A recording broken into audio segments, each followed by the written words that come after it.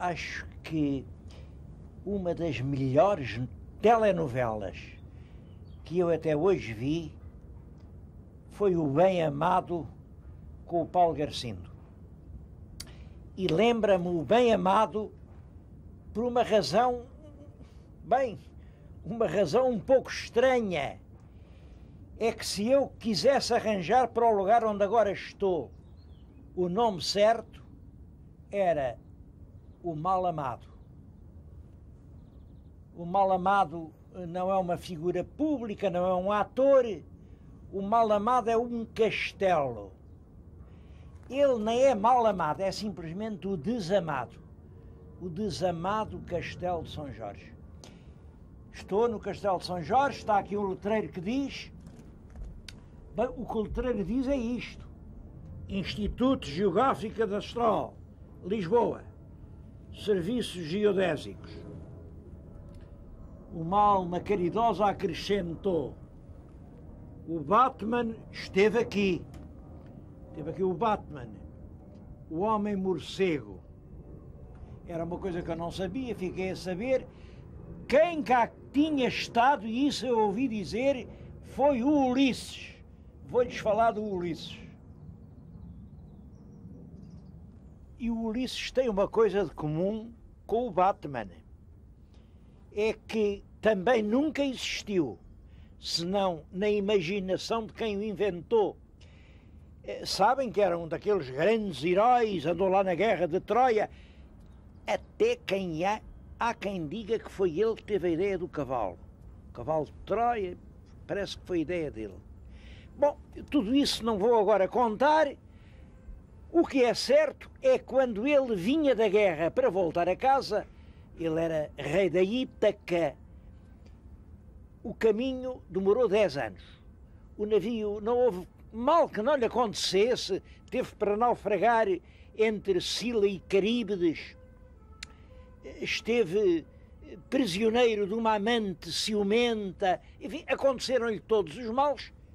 Isso, os antigos não, mas os portugueses sempre disseram que entre muitos desastres até entrou aqui na Foz do Tejo e foi ele quem fundou Lisboa. É claro que isto estava-se mesmo a ver, pois ele era Ulisses. Lisboa chamava-se Ulisseia. Ulisseia é a cidade de Ulisses. Então isto não é evidente, isto não se mete pelos olhos dentro. Bom, até ao século XIX, até ao tempo dos sábios, toda a gente disse que sim, que por aqui passou Ulisses. E a primeira coisa que ele fez, naturalmente, como os gregos faziam, foi um castelo. Bom, quando a ciência começou a tomar conta destas coisas, é claro que nunca houve Ulisses nenhum, claro que ele, mesmo na versão lendária, não se chamava Ulisses. Ulisses é um nome latino. Em grego chamava-se Odisseus. E daí que ao relato poético das suas aventuras, feitas por muitos poetas antigos, se tenha chamado o nome de Odisseia. Bom, isto é muito mais interessante do que julgam, porque assim, acho eu, agora é uma ideia minha, que diabo também posso ter ideias, não posso. Assim como de Odisseu nasceu um poema chamado Odisseia, assim de Luís nasceu um poema chamado Lusíadas. Lusi é o anagrama de Luís e os Lusíadas não são apenas a grande epopeia nacional, são fundamentalmente o relato da vida contada de uma forma transcendental do homem que a escreveu. Bom, mas não era isso que ia falar, ia-lhes falar do Ulisses que foi quem fez este castelo, que se calhar nunca por cá passou, porque quem cá esteve não foram gregos, foram outros. Vamos também falar nisso. Eu achava muito simpático que realmente o Ulisses tivesse andado por aqui. E que diabo, se o Batman veio, porque é que o Ulisses não podia vir? Bom, mas é que não podia mesmo. quando a gente fala na antiguidade, eu estou agora a pensar numa data concreta. 300 anos antes de Cristo. 3 séculos antes de Cristo. Há no Mediterrâneo 2 grandes ações colonizadoras. Uma é a dos gregos, que são aliados dos romanos, e a outra é a dos fenícios, os púnicos, que são inimigos ou concorrentes dos romanos. Ora bem, eles fizeram entre si um acordo e esta zona do mundo ficava fora da influência grega. Isto aqui era já o mundo dos fenícios. Os fenícios vinham lá do Mediterrâneo, do fundo do Mediterrâneo, e sem dúvida eles chegaram aqui. A propósito de fenícios, eu queria lhes mostrar uma curiosa peça que existe em Lisboa. Quem a tem diz-me que é fenícia, que é uma divindade fenícia. Eu já a mandei examinar com cuidado. Parece que ela autêntica é. Agora, fenícia... Bom, a gente nestas coisas tem que ter sempre muito cuidado. Não imaginam a quantidade de falsidades que há no mercado a tentar os colecionadores. Bom, e ainda que ela seja antiga, parece que sim, pode ser fenícia ou cartaginesa, porque Cartago é uma colónia fenícia estabelecida no norte da África e foram, sobretudo, os cartagineses quem chegou aqui. Penso que sim, penso que aqui, nisto que hoje é o Castelo de São Jorge, houve um castro, uma fortaleza de mercadores cartagineses. Andavam por esse mundo a arrebanhar metais e a fazer os seus negócios. Foi aqui, neste sítio, talvez aqui mesmo onde eu estou, que os mais antigos colonizadores se instalaram e começaram aquilo que hoje é Lisboa.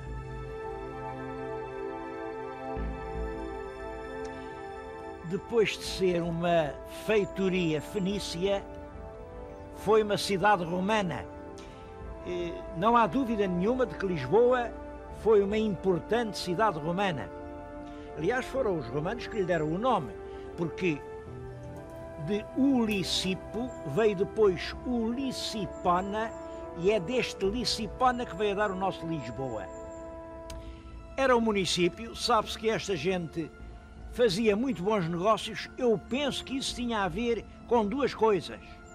Por um lado, era a exportação dos ricos produtos agrícolas da região de Santarém. Saía aqui tudo pela Barra do Tejo. E por outro lado, era o peixe. Há por aí à volta mesmo, perto aqui do castelo, há setárias, onde eles faziam a tal magnífica pasta de peixe que ia para Roma. E sem dúvida aqui na colina do castelo eram os lugares nobres da cidade romana. Bom, mas de tudo isso hoje não resta pedra sobre pedra. Nem sequer há um museuzito para nos lembrar como isso foi. Não há e devia haver. Eu vou-lhes agora falar da Lisboa cristã, da Lisboa conquistada em 1147.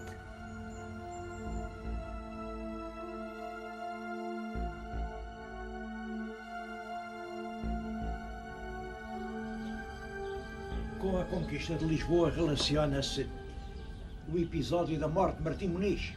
Como sabem, há uma lenda segundo a qual ele morreu entalado nestas portas. Agora já não é portas, porque elas eram 2, mas levaram uma, acho que foi para mais ninguém se entalar. A lenda é esta, diz que quando estavam a atacar Lisboa, aqui nesta porta, Martim Muniz, que era um valente fidalgo, meteu o ombro, ficou entalado, aguentou firme e, apesar de estar acutilado, trespassado pelas lanças dos agarenos, deixou-se matar ali mas com o próprio cadáver fez calço, as portas não fecharam, e foi assim que os cristãos entraram e Lisboa foi conquistada. Bom, esta história é muito conhecida, e está contada além. Aquela lápide que vê na porta tem uma cabeça em cima. A cabeça é curiosa. E o que é que se diz? Aquela cabeça foi mandada fazer pelo próprio Dom Afonso Henriques. E a lápide foi lá mandada pôr por um homem que diz que é 14º neto.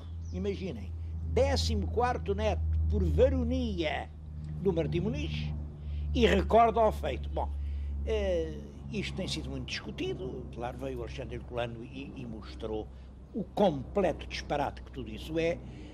Pois é evidente que nós conhecemos muito bem a conquista, como se passaram. Houve vários relatos da época, não morreu nenhum Martim Muniz. A única verdade é esta. A esta porta, desde há muito tempo, talvez mesmo desde o século XII, chama-se Porta de Martim Muniz. Bom, mas eu acho que lá na minha terra também há a minha porta, dizem que é a minha porta. E eu não fiquei, nem espero ficar lá entalado. Para uma porta ter o nome de uma pessoa, há muitas razões. É porque a pessoa vive ali, porque a pessoa passa por ali, porque a pessoa está incumbida a defender aquela porta. Tudo isso pode ter acontecido. Mas, reparem, depois há um outro facto, é que o nobiliário do Conde Dom Pedro, que é do século XIV, tem uma frase que dá a entender que Martim Muniz pode ter morrido aqui. Mas isso já é a verdade a transformar-se em lenda. Aqui é a certidão de um fidalgo, de um ilustre fidalgo, porque quem pôs aquilo ali é o segundo conde do Castelo Melhor, um homem eminente sob todos os aspectos, mas não resistiu à tentação vaidosa de anunciar ali o sacrifício heroico do seu 14º avô.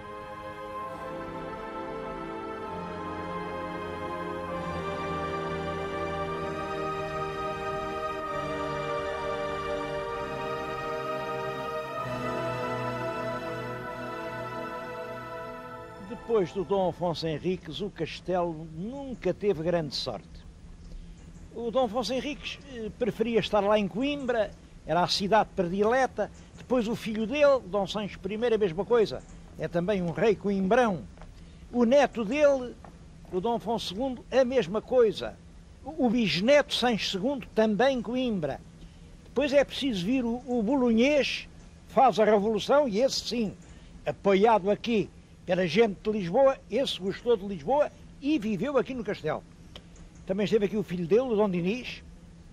Agora, quando o castelo teve realmente brilho, eu penso mesmo que foi nessa altura que se construiu aquilo a que depois chamaram Alcáçova Real.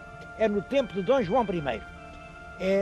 Era um belo edifício com arcadas, com duas torres ao lado, pendurado sobre a cidade, muito no tipo do Castelo de Leiria. Essa é a época dos castelos dominando as planícies. Mas também, logo a seguir, veio os tempos maus de Dom Afonso V. O Dom João II nunca deve ter posto aqui os pés, porque andou sempre por Setúbal, ele não gostava de Lisboa. O Dom Manuel, sim.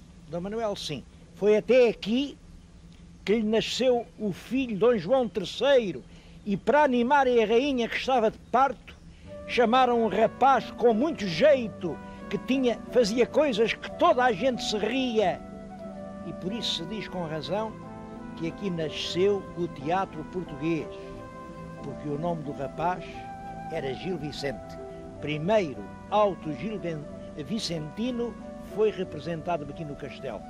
Bom, há ainda o tempo de Dom Sebastião. Dom Sebastião também gostava de estar aqui no Paço, mas depois isto foi-se esbarrondando, o século XVII e XVIII não tem nenhuma presença real. É no século XVIII que o Pinamanique põe aqui a Casa Pia. A Casa Pia, como sabem, era naquela altura, depois foi uma escola modular, mas nasceu como um reformatório de toda a escória e toda a vadiagem da cidade, quando eles andavam por aí a dormir debaixo dos bancos e à sombra dos portais, o bom intendente pegava neles e punha-os no castelo.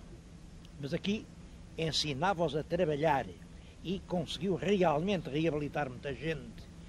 Bom, vêm os franceses, expulsam a Casa Pia, isto era tudo quartéis, eu ainda conheci isto aqui, tudo cheio de quartéis. Depois em 1940 o ministro Duarte Pacheco mete aqui os bulldozers, foi tudo raso, e nesta altura fizeram os jardins, plantaram estas árvores que enquanto eram pequeninas eram bonitas, agora atulham isto tudo, a gente já nem vê o castelo. Bom, e hoje é isto que vê, é um jardim pelintra com uns patinhos nos lagos, não há um centro de cultura, não há sobretudo um museu de Portugal, porque eu penso que este é o sítio de Lisboa ao qual vem mais gente que quer ouvir falar de história.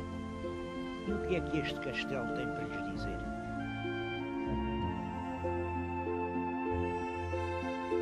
Como sabem, o castelo chama-se hoje Castelo de São Jorge, e quem lhe pôs o nome Castelo de São Jorge foi o rei Dom João I. Bom, costuma dizer-se que foi a aliança inglesa, vieram realmente os ingleses para o ajudar na sua guerra e que ele adotou como padroeiro São Jorge. Isso é muito possível. Em todo caso, é preciso não esquecer que o primeiro bispo de Lisboa, escolhido pelo Dom Afonso Henriques, logo depois da tal conquista, era um inglês. E os ingleses são muito, muito devotos do São Jorge. E eu digo isso pelo seguinte, é que o filho de Dom Afonso Henriques, o Dom Sancho, quando fez o primeiro testamento, que é de 1189, deixou o cavalo que tinha ao São Jorge. Um cavalo para o São Jorge. Mas nem por isso Dom João I está menos ligado à história deste castelo. Ele já estava velho, adoeceu, compreendeu, estava fora de Lisboa, e compreendeu que era a última doença, percebeu que ia morrer. Conta o Fernão Lopes que então quis morrer como um rei e se fez transportar aos espaços que estavam a acabar de ser construídos aqui no castelo e realmente aqui morreu. Essa morte tem um momento profundamente dramático que conhecemos por um documento do filho, de Dom Duarte. Ele morreu a dizer aos filhos que continuassem a guerra da África, que continuassem a empresa de Ceuta, que continuassem a guerra contra o Islão. O Dom Duarte diz expressamente disto. E finalmente disto foram as derradeiras palavras que nos bem pôde dizer que muito nos constrangiam a proceder nesta conquista. Quer dizer, o velho rei de Ceuta, à hora da morte, exorta aos filhos a continuarem a guerra africana. Bom, como sabem, é esse mandato supremo que vai conduzir à tragédia de Tânger, onde ficou preso e acabou por morrer o infante santo Dom Fernando. Depois do Dom João I, o rei que mais ligação tem com o Castelo de São Jorge é, sem dúvida, Dom Manuel. Gostava de lhes dizer que o rei Dom Manuel é este que está atrás de mim, solene, com o seu grande manto sobre os ombros. Bom, infelizmente não sei se é ou não é. Vejam lá como é o destino das estátuas. Cada estátua foi feita em 1933. Por qualquer razão, não a quiseram. Ficou encerrada ao abandono num armazém camarário durante longas décadas, até que, há poucos anos, a foram buscar e a puseram aqui no Palácio, enfim, e passa por Dom Manuel.